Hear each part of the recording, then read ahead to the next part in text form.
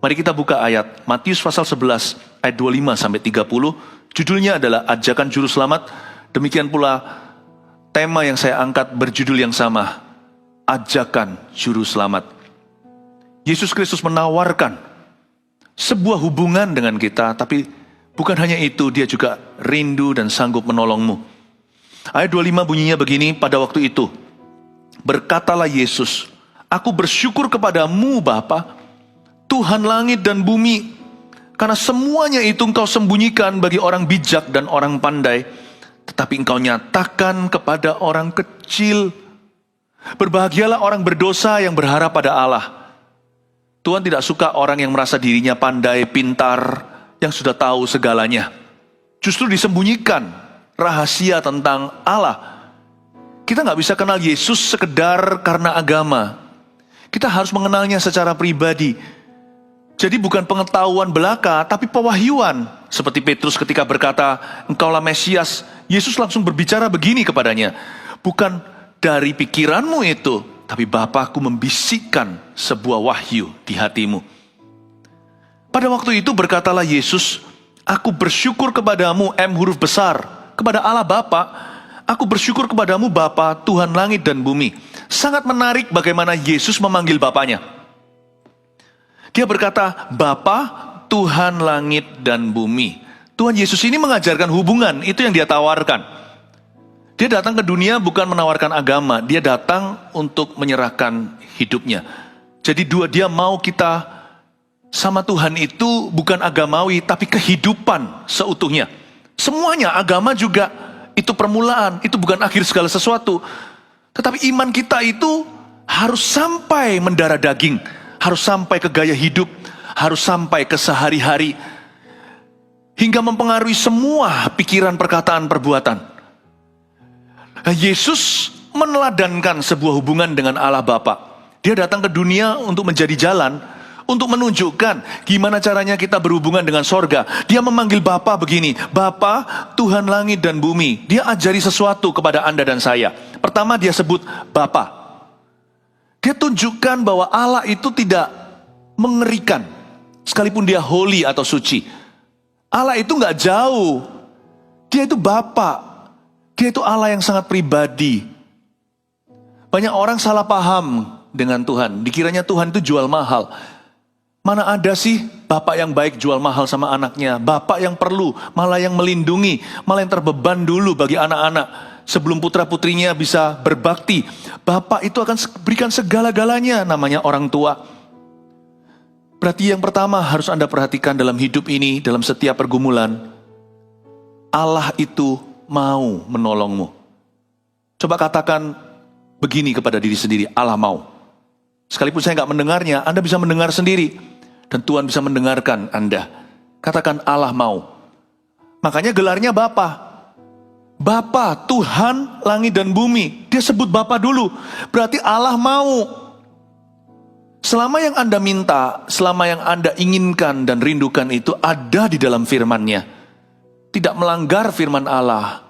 Apa yang berkenan yang memuliakannya. Dan juga jikalau apa yang Anda minta itu mendekatkan Anda pada Tuhan. Nggak mungkin Bapak itu berkata tidak. Mungkin dia berkata tunggu.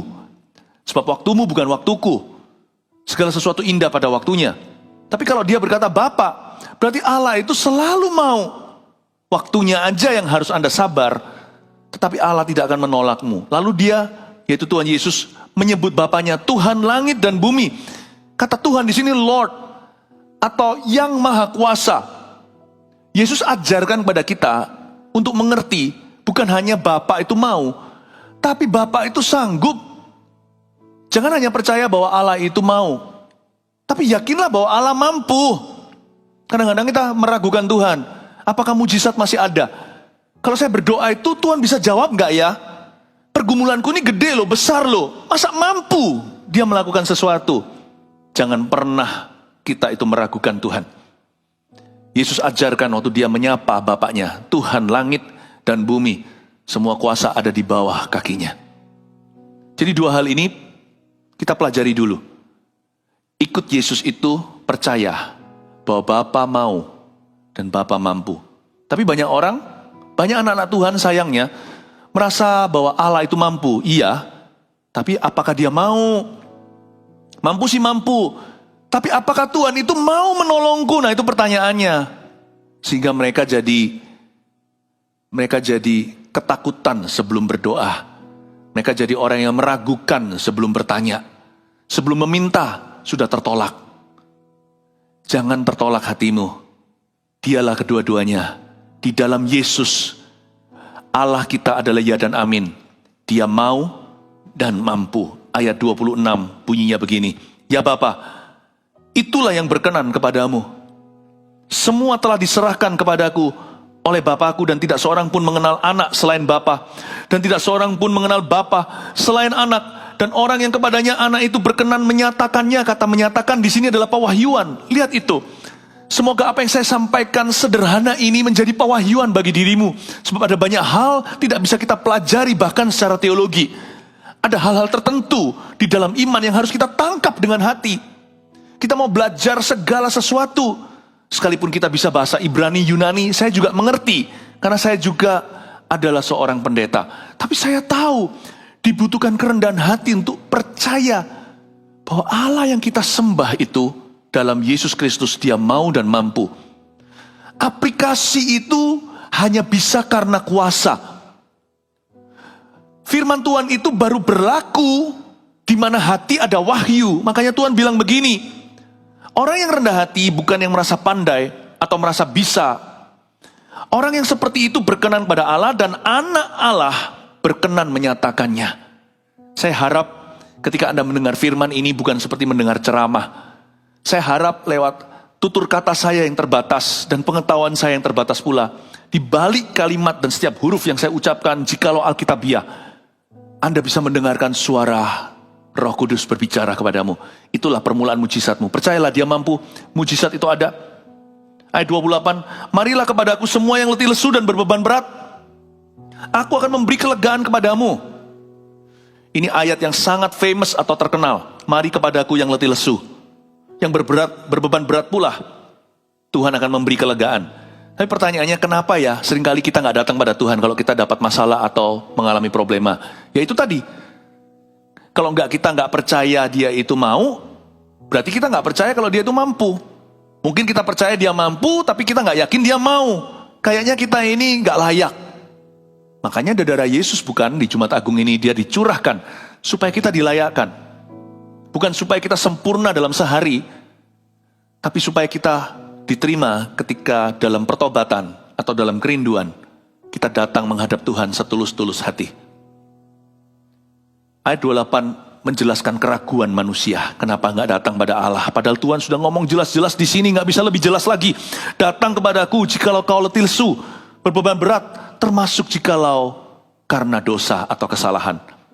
Ayat 29, pikulah kuk yang kupasang dan belajarlah padaku, karena aku lemah lembut dan rendah hati. Saya suka sekali. Aku lemah lembut, kata Yesus, dan rendah hati. Berarti Tuhan itu gak kasar. Tuhan itu gak keras sama kita. Dia tegas tapi bukan keras. Tolong dibedakan. Tegas itu prinsip, keras itu emosi. Tuhan itu gak emosian. Saya punya juru selamat, Anda juga. Hari ini Jumat Agung mengingatkan kita bahwa Dia lemah lembut dan rendah hati. Dia bahkan mau menyerahkan diri untuk membeli Anda dan saya, orang berdosa yang adalah sampah sorga. Tapi Dia berkata, aku lemah lembut dan rendah hati. Lalu disuruh belajar lagi. Belajarlah padaku, karena aku lemah lembut dan rendah hati. Dia bukanlah guru angker. Murid-muridnya panggil Dia guru itu dengan bahasa yang sangat romantis sebenarnya. Guru-guru atau rabi. Bukan seperti ahli Taurat dan orang Farisi. Yesus itu gak membuat kita takut. Lihat aja takut mendekat. Tuhan gak begitu. Tuhan suruh kita belajar, berarti kita boleh membuat kesalahan. Belajar itu gak akan dimarahi kalau salah. Tuhan bilang begini loh, datang belajar sama aku yuk, jangan takut ya. Aku ini lemah lembut, aku ini rendah hati. Aku bukan guru yang seharusnya kau takuti. Berarti dari sini Tuhan bisa menerima ketidaksempurnaan kita. Tuhan gak akan biarkan, karena Dia adalah Bapa yang baik. Dia pasti akan didik kita, disiplin bahkan. Tapi jangan pernah takut mendekat. Sesalah-salah, tidak sempurna kita, selemah-lemah kita ini, Tuhan menerima kita apa adanya. Lalu Tuhan akan memproses kita, asal kita mau berserah. Dia akan ajari kita. Mana ada guru sih, kalau ada muridnya datang pada dia, pelajarannya fail atau gagal, kalau dia guru yang baik, dia pasti akan programkan anak itu lulus minimal. Jikalau bukan summa cum laude atau lulus secara brilian. Tuhan punya proses, Tuhan punya program untuk hidup kita. Dia mau sempurnakan.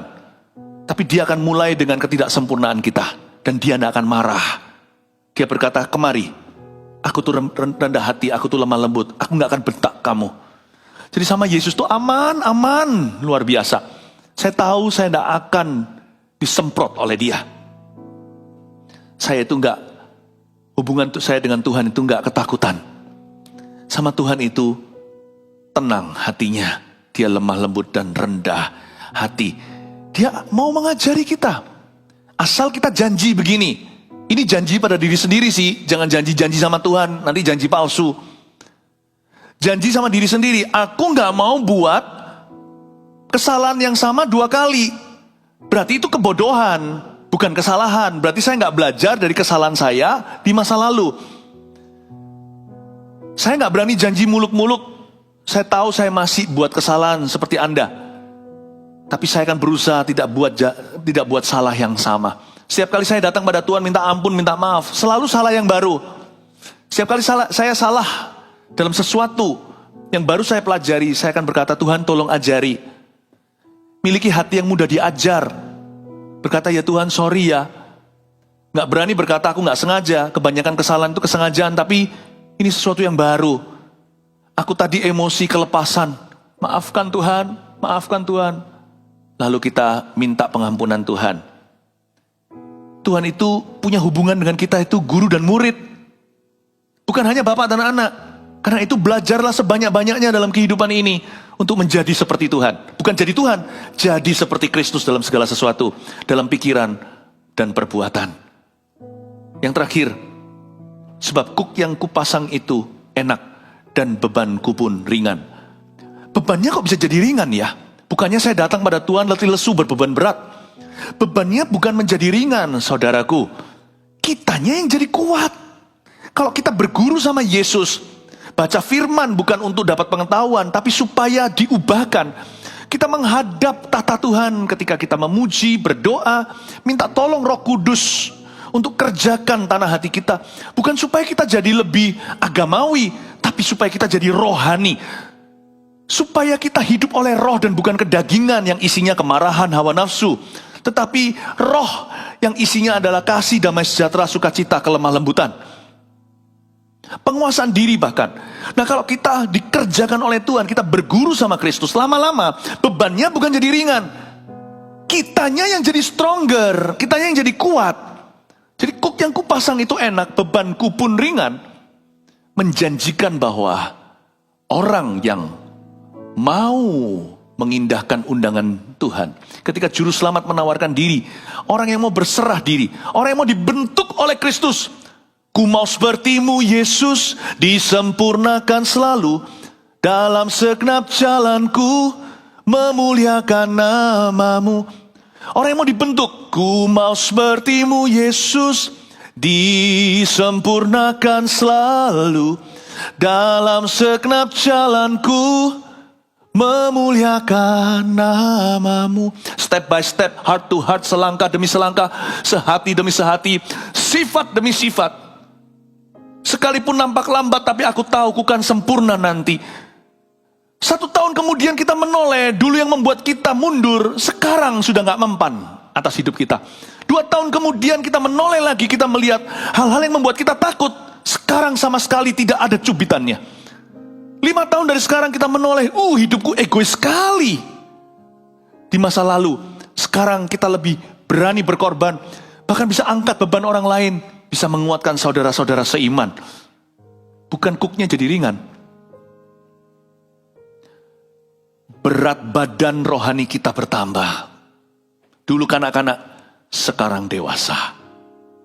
Ku mau sepertimu Yesus, disempurnakan selalu. Ku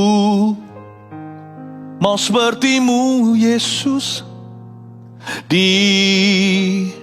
sempurnakan selalu dalam segenap jalanku, memuliakan namamu.